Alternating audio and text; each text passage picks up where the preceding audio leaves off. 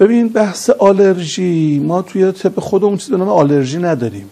آبریزشی که حالا هست، آبریزش و آلرژی و حساسیت و اینا نداریم. چرا نداریم؟ میگیم آقا سیستم ایمنی اگر قوی باشد نسبت به عامل خارجی واکنش نشون میده. این واکنش رو وقتی طب نوین اسم براش نداشته باشه ما میگیم اسمش رو میذاره حساسیت. در واقع این واکنش بدن ماست به اون عامل خارجی. یا حتی گاهی وقتا مثلا طرف نگاه میکنید یه فرایند مثال بزنم، کبد گرمه، حرکت هم کردی گرمتر شده، بعد اتفاقا یه چیز سرد مینداخته رو سرش که آفتاب اذیتش نکنه، یا شبا داره پیاده روی میکنه باد سرد به سرش میخوره، بعدا میشه دستگاه گلابگیری، بالا سرد پایین چی؟ گرم. این بخار میاد تو سر تبدیل میشه چی؟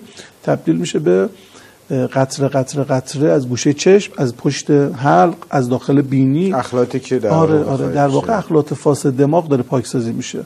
اسم اینو میذارن حساسیت. میگم خب آقای پزشک چی به ما میدی؟ میگه آنتی هیستامین بخور. خب آنتی هیستامین چیکار میکنه؟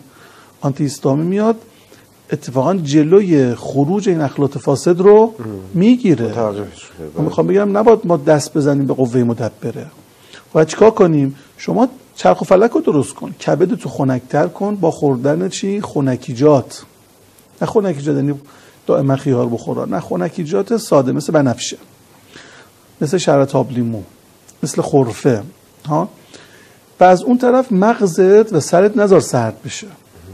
مثلا مراقب باش اگه کولر به سرت میخوره باید کنترل بشه، اگه باد سرد به سرت میخوره باید کنترل بشه. اونو درستش بکنیم. یک ماجرای دوم، یا همه کارو کردیم ما بازم هست، میگم ببین بالا وقتی پشت ناودون و بالا آب جمع شده باید کمک کنیم، بالاخره نباید خشکش کنیم که چه خشک استفاده کنیم که بدتر اون میشه چی؟ کیست و بیا درستش کن. باید کاری کنیم پاکسازی بشه، تخلیه بشه. چی کارش کنیم؟ یک، روغن مرزنجوش در بینی چکوندن بهترین چیزیه که اخلاط فاسد دماغی رو پاکسازی میکنه. شبی یه قطره، کم کم شبی 2 قطره، هرچی اذیت نشد کم کم حتی شبی 3 قطره. یک 2 هفته که یه هفته که شبی 3 قطره چکون، دوره کم کم 2 قطره، کم کم 1 قطره برمیاد، یک نیاز نیست دیگه. یه دوره مثلا 21 روزه، 3 تا 7 روز. طرف میگه از وقتی مرزنجوش میچکونم خیلی اذیت میشم، اصلا احساس میکنم نمیدونم این همه آب از کجا میاد. ببین جریان آب رو باید عوض کنیم، به جایی که از پشت بیاد، از چشم بیاد، از بینی باید بیاد.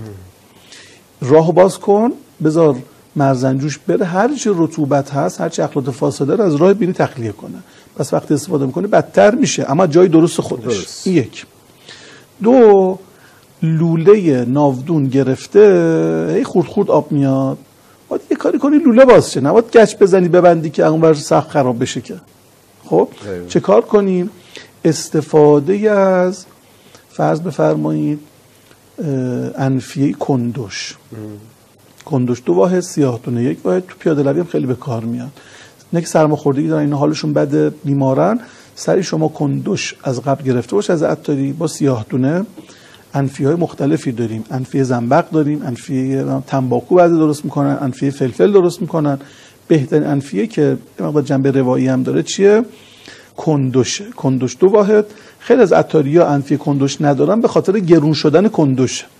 اینقدر برای خودم میخوام یه ذره کندوش بهت میده، نصف همین سیاه دونه بهت میده، همه رو آسیاب میکنی توی ظرفی کوچولو، یه گندم تو هر بینی میکشی بالا و بهش میگیم صعود میکنی ها، خارجا میگن اسنیف. میکشی بالا یه 20 تا 15 تا، یه مورد من شمردم 65 تا عدسه که هر چی نیاز باشه عدسه میکنه تا این رطوبت فاضله چی بشه؟ پاکسازی بشه. این یک. برای آلرژی خیلی خوبه، حجامت خیلی خوبه، اون حساسیتی که ایجاد داره میشه و سیستم دفاعی ما داره واکنش میده کمکش بکنیم با حجامت.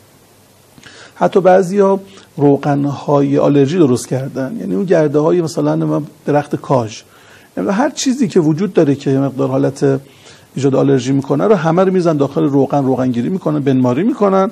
وقتی طرف حجامت میکنه روغنا میمالن محل حجامت، 2 بار 3 بار که میمالن دیگه طرف به هیچ چی آلرژی نداره. زیاد هم این استفاده میکنن و خیلی موثره.